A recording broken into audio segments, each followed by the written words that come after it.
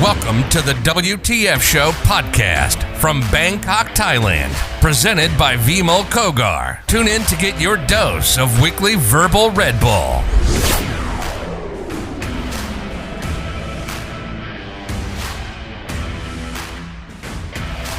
Today, as our guest, we have Sunaina Chansrichawla. Welcome, Sunaina, to the show. Thank you, Vimol. It's good to be here. Thank you for inviting me here. So, Sunaina, tell me a little bit about yourself. What do you do? I'm currently a transfer pricing consultant, assistant manager actually at KPMG Thailand. Prior to this, I was also an international tax consultant at one of the big firm. And prior to that, I was a transfer pricing consultant at another big firm. So I've basically been around the big four track for my entire career. Wow. Yeah. Quite impressive. Thank you. Yeah. So I guess, is this something that you thought you would do when you passed out of high school, or how did this come about? Quite by chance, actually. I went to school in Bangkok at an international school, after which I went to UCLA for my degree. For the first 2.5 years, I couldn't decide what I wanted to do. Ended up choosing political science because I had an interest in law. Of course, I didn't ever end up going into law. When I graduated, I came back to Bangkok, and literally within a month, I signed up with Ernst & Young as a transfer pricing consultant. Quite by fluke, honestly. Yeah. So you were saying? Yeah, and initially during my first interview, they asked me why am I interested in transfer pricing. And I honestly told them, I don't know. You offered me an interview and I came in for it. And I did some research, of course, and realized that transfer pricing is a part of tax, and tax is very closely related to law. So I applied my undergraduate degree to the career, essentially. And do you have any certification that makes you a transfer pricing person? Is there a charter degree or something? Most transfer pricing consultants are economics or accounting majors. So it's quite unusual, in Thailand at least, to have a political science major go in for this field. Yeah. I don't think our audience may or may not understand what it is that transfer pricing is. Maybe you can a little bit explain to us what it is. Sure. So when companies have other companies within their group, for example, a company owns 50 or more % shares in another company, or they have a common shareholder, they're generally considered a related party in terms of taxation. So when you have these situations, these companies may transact with each other at prices that are less than, say, prices you would charge a third party who is not related to you. So sort of in-house. Yeah, sort of in-house, but like within the group rather than, within a company. Yeah, so transfer pricing is kind of the field of like recording your functions. We have to analyze your functions, perform an economic analysis to see whether the prices you're transacting at is market price or not. And if not, then is there a reason, why that may be that is justifiable. Okay. And in the environment that you work in, you've been working at these big firms, Pricewaterhouse and Actually, KPMG. No, just Deloitte. Oh, just Deloitte? I'm sorry. Deloitte, Ernst & Young, and KPMG. Okay, so three of the big four, yeah. Yeah. So tell me, is the environment competitive? Is it friendly? When you go in every day, do you have a big smile on your face? Are you a little bit stressed? How does it work? Well, to be honest, I love the environment. I mean, I'll speak of KPMG where I am currently. I love the environment. It's very relaxed, very international. My coworkers have their own private lives. Everyone leads very balanced lives. And I don't feel like there is a competitive, a negatively competitive atmosphere in that sense, no. So a lot of my coworkers are also quite young or quite old. So it's hard to like really see a competitive, relationship coming in that way. Do you think that you maybe are in the industry? Are women less represented in general in this industry, or is there an equal proportion? In Thailand, I That's think. Right. In Thailand, no. In Thailand, I think we're actually one of the better countries when it comes to gender parity. I think we're probably top in the world when it comes to gender parity. Women are not discriminated as much here. So you won't see that as much. But I think within SEA or throughout the world, you might see a bit more of a gender gap. Okay, why do you think that might be? Why do I think that might be that there's a gender gap? Well, I think that's very obvious. I mean, it's just been there that way for a long time. Women didn't join the workforce until like World War II, I believe. Right. So it was kind of just happened naturally, I think. But it's people are working at closing the gender gap, I believe, throughout the world. There is a conscious effort to do so. I think so. Yeah. I think so. I was at a dinner yesterday and they were talking about gender parity. But there were 45 men and 3 women at the dinner. So I don't know if it's actually happening. Well, I mean, it depends on, I suppose, your priorities as well. I feel like a lot of the times when people are talking about gender parity, the topic that comes to mind is maternity leave. And I think that's kind of like misdirecting. It's not really addressing the cause, but more like trying to fix one little thing that could or could not impact a woman's ability to progress in a career. If you look at the success of women in the international stage, the name that comes to mind is PepsiCo's Indra Nooyi. Yes. Yeah. And in the top 100 firms, including MasterCard, Google, Microsoft, IBM, Anand Krishna, all these firms are represented by Indian men. Mm-hmm. And I think the world might be waiting for more Indian women to come up the ladder and take up leadership positions. Do you have any aspiration in that way? Do you think that tomorrow, in a time in the future, you might look to moving into a leadership role? Definitely. I mean, I think everybody who has a career should aspire to grow in that career or in a different career if they choose a different career. But growth should be the aim, I believe, for everyone. Otherwise, what is the point of working? I mean, how do you grow? How do you learn? How do you become a better person or influence others if you don't? If you were to have to name one person who helped you up your growth path in the last 5-7 years, does somebody come to mind who you would say sort of influenced you or helped you, or somebody who basically gave you a little bit of a encouragement to be in the position you're in today? Well, I've been very fortunate that I've actually been surrounded by really strong women in my life. So I don't think I want to pick any particular one. I'm grateful to all of them, and I really appreciate their mentorship. You wouldn't want to pick your mom, maybe? No. Who inspired you? I think my mom, my aunts, my grandparents, my grandmom, they've all equally had a hand in raising me, and I really just cannot. Yeah. Oh. So, I mean, like I said, I'm really fortunate. I've been surrounded by really strong women all my life. And I presume you've also been, I mean, if I may, I have to take your surname. Your surname is a historical surname in Thailand. Mm-hmm. I mean, they've been in the business circle now, the Chansrichawla family, for 40 odd years.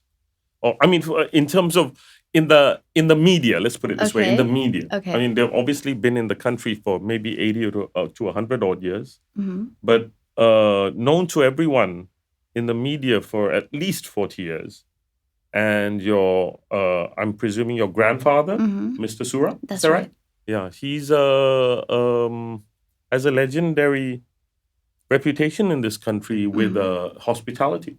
Yes. Yeah, I think he started the famous 5-star hospitality services in Phuket, and basically he was a game changer in his time.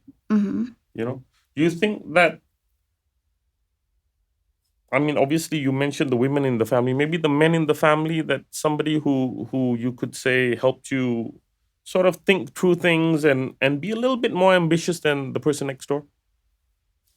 Well, sure. I mean, there are very strong men in my family as well. But I think a lot of the times, you would go to different people for different things, right, in life.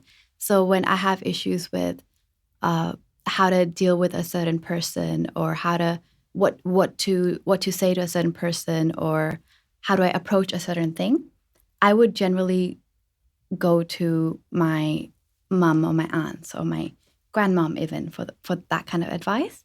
And when it comes to like, what should I do in life? You know, where should I proceed? Like, how do I make my decisions? I would potentially consult my grandfather and my father and my aunts again, simply because I think, you know, the men in my family are very chill. Like when it comes to me, all they want is, oh, just be happy. But they themselves are very ambitious. Yes, and I'm a very ambitious person as well. I think most of the people in my family are. So it's easier for me to go to, say, my aunts or my mom for these kind of things, because they'll give me like, okay, I understand, the end goal is to be happy, but how do you get there? Because they themselves have had to do it. And I think it's, at the time that they were doing it, it was more difficult for women to get to where they are, so they understand. Right. And I mean, obviously you'll want to have a family one day, and do you think the work-life balance that you will be facing in the future, do you think that'll be very challenging for you? Because you are top of, I mean, as far as I'm concerned, you're climbing the ladder. You know what you want. Having kids in this generation just requires, I have two of my own, and a lot of time, energy, a lot of focus. So are you up to the challenge? Is that something that you've been thinking about or not? Well, I mean, I haven't been thinking about myself going through it particularly, but in the workplace, I've seen plenty of women do it, and they've done it successfully. They've raised very wonderful children while being full-time working mothers. And I think that's admirable. When I think about if one day I had to do that, how would I approach it? I would refer to them rather than, I think, some of the less successful cases where I've seen like women, like I have seen one or two where they just quit and they said, oh, I'm sorry, I need to go raise my family. And I don't think that's something I want to aspire to. So I don't think that's something I want to focus on. Right. Yeah. So people can do it. I think it's just a matter of will, whether you do it willingly and positively rather than just being, like feel like you're pressured into being back at work. Tell me, this COVID environment we're in, very challenging for a lot of people in this country. And a lot of people believe that the way we're going about doing things in our country is focused a little bit, not too much, not enough focused on the people at the bottom of the ladder. A lot of the people in the tourism industry, a lot of people in the service sector are having a really, really hard time. How do you see COVID affecting your life or your work life, or just in general? How do you see this panning out? Well, I don't think COVID was something anyone planned for or like had a contingency plan for. So, I mean, we can just hope that everybody is doing the best that they can, whether it comes to governments or corporations or, families. With KPMG, I think in Thailand, I think they approached it really well. Our leadership kind of just said, okay, we're going to do work from home. And then when we were phasing out of the lockdown, we did work from home, like rotations. And now we're fully back in the office, but we still don't like have clients over at our offices. We're all being very careful. We have to check in at the specific desk we're sitting in every day. There are protocols in place so that if there was a second wave in Thailand, we'd know what to do.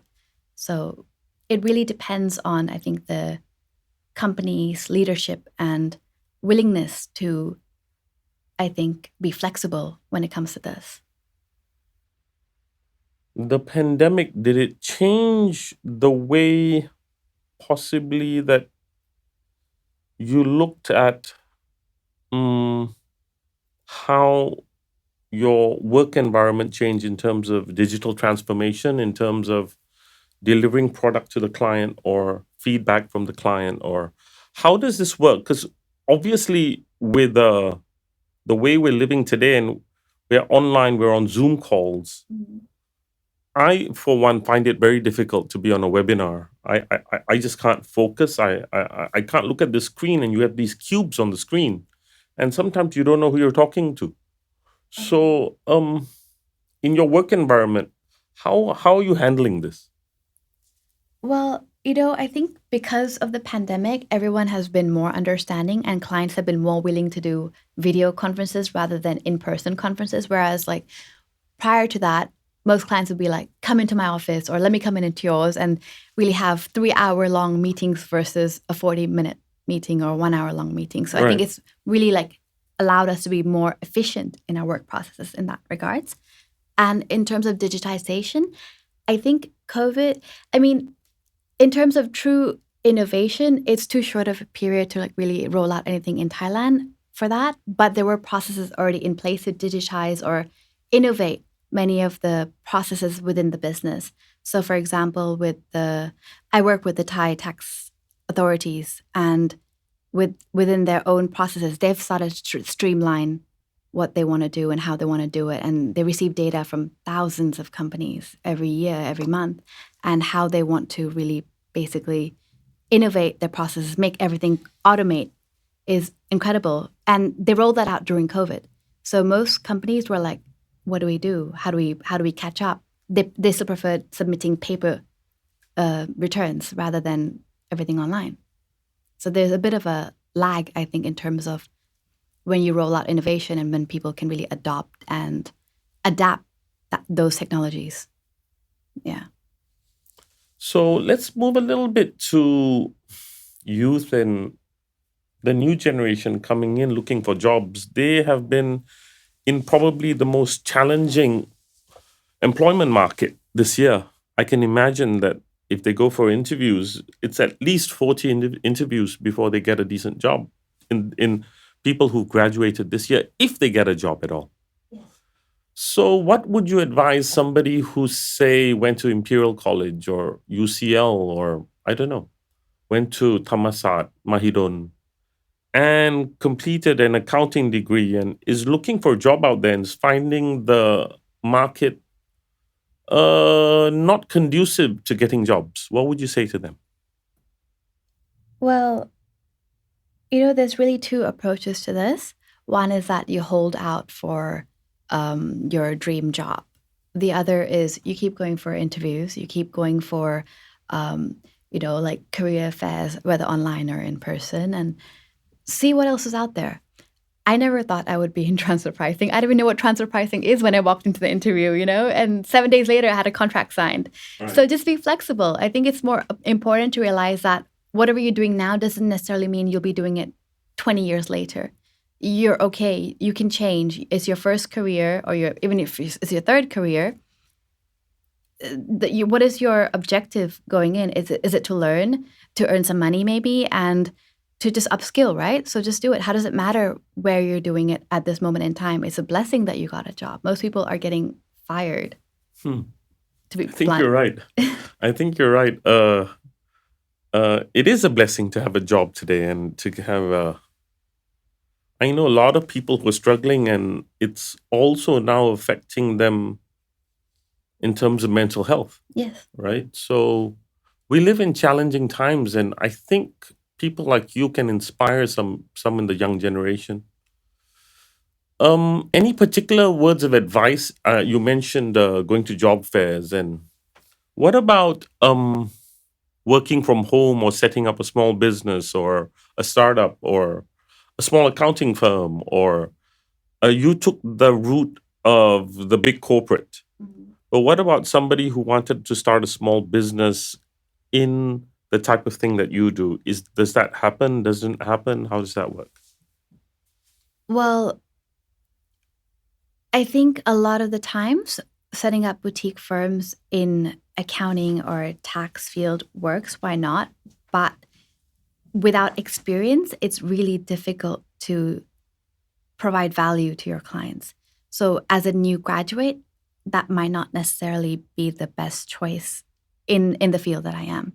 However, for other fields, even if you're an accounting major, you could be an entrepreneur in a different field. And I think in that case, go for it. If that's something you want to do, if you have the risk appetite for it, don't hold back. It's better to always do something than do nothing, and make use of your time wisely. And if I were to put you on a spot and said that I had a nephew who was 21 who would be happy to work pro bono or just to start out, in the huge corporates that you belong to, is there a space for young graduates to come in and work as an assistant, as some form of back-end support? Like interns. Interning. How does that work in the world that you are in? Well, generally, most Big Four companies will have relationships with universities, and you basically just apply directly, when they show up at career fairs or whatnot. And there is a process in Thailand to accept and, I guess, train you in that. Whatever field you want, you basically apply for the internship in that field. Most firms are quite flexible, but there is a quota. However, during COVID, I think we don't really do the internship. That's right. Because you possibly don't want people to come in at this point in time, physically also. Yeah. I think one thing, though, for people still looking for jobs or trying to find jobs in corporations rather than like setting up their own, it's important to know how to interview.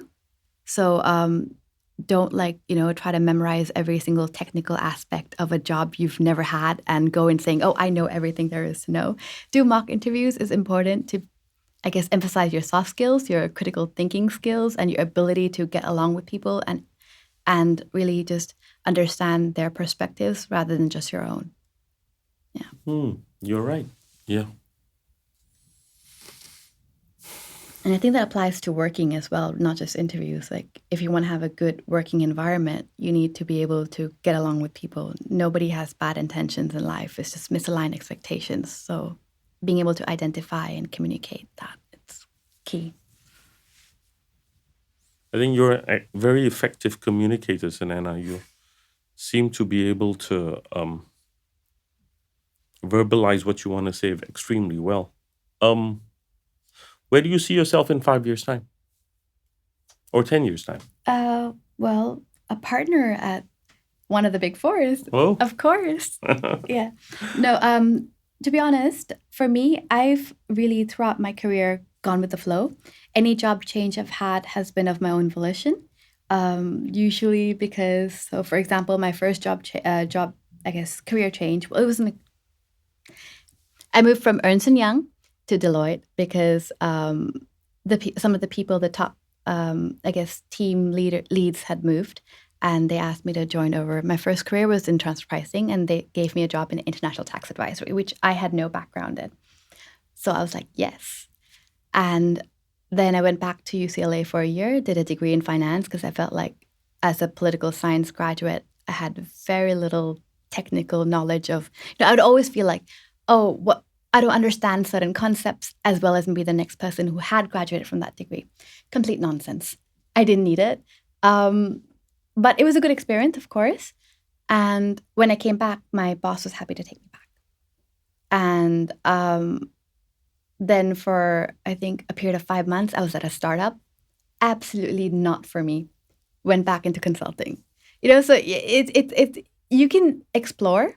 You can really just go in there and realize that no matter what, like your priority is to grow and to learn and to really figure out what you really want to do in life. And if you haven't figured that out yet, keep doing things, because you might actually one day figure out that, hey, along the way, I've learned so much and I've contributed so much that maybe I can teach those skills to somebody else as well.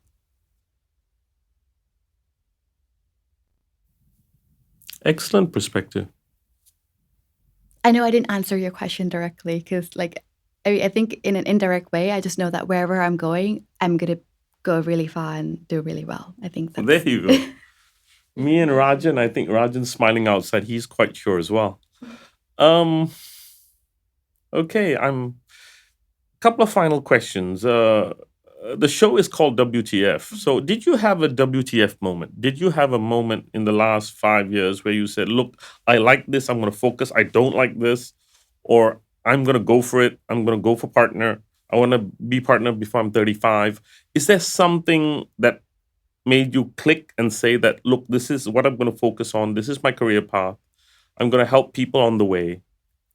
Is there something that clicks in your brain? I think, in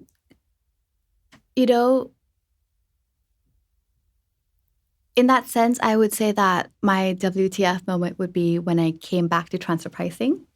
When I first left the transfer pricing field, I think in 2014, I was working in it for like 2 years. I was like, I'm never coming back here. But there's been so much, I think, going on in the field that even when I was doing international tax advisory, I would always find myself going back towards, like certain jobs with a transfer pricing aspect. And I realized that I enjoy it.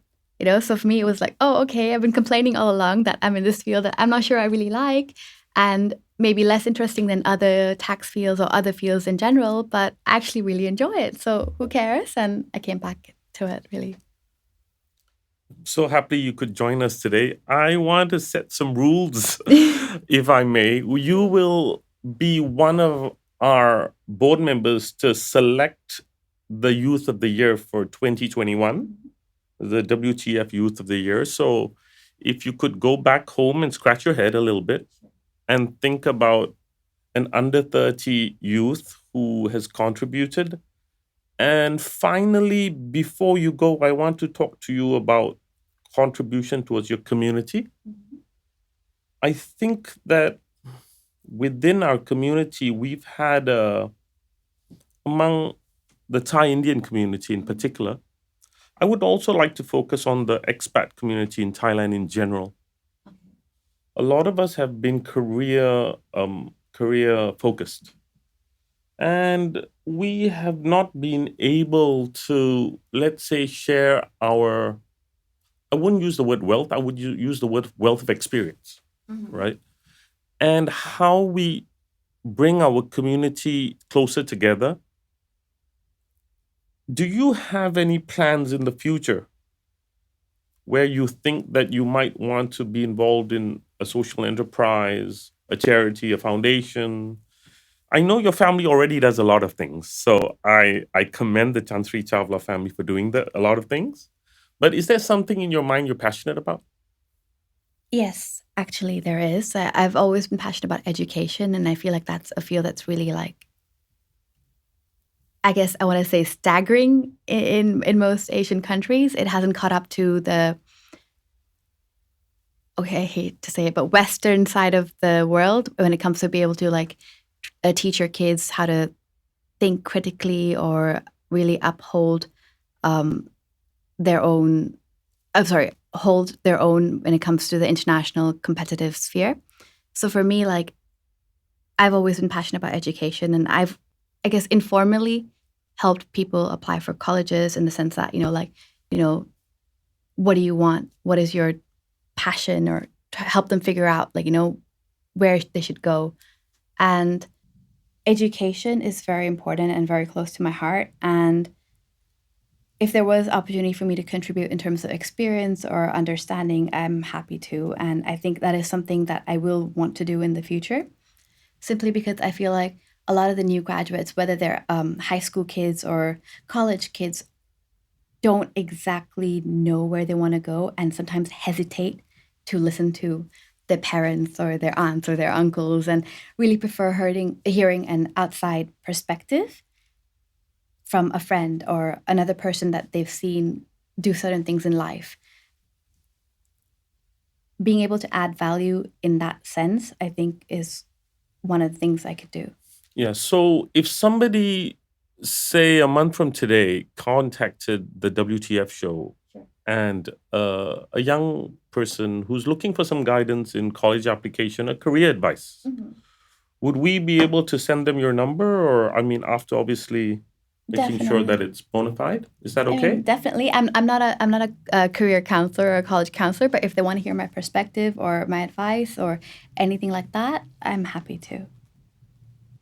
Okay, thank you so much, Sunaina Chansrichawla.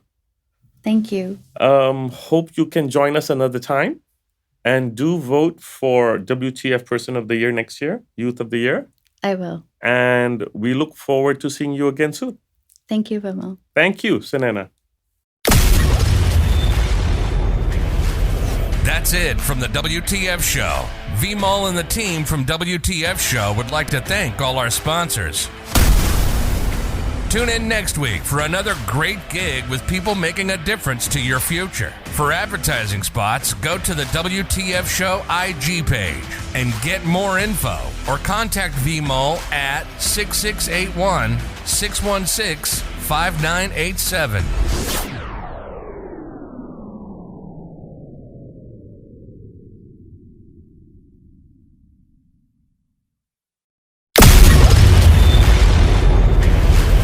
That's it from the WTF Show. Vimol and the team from WTF Show would like to thank all our sponsors.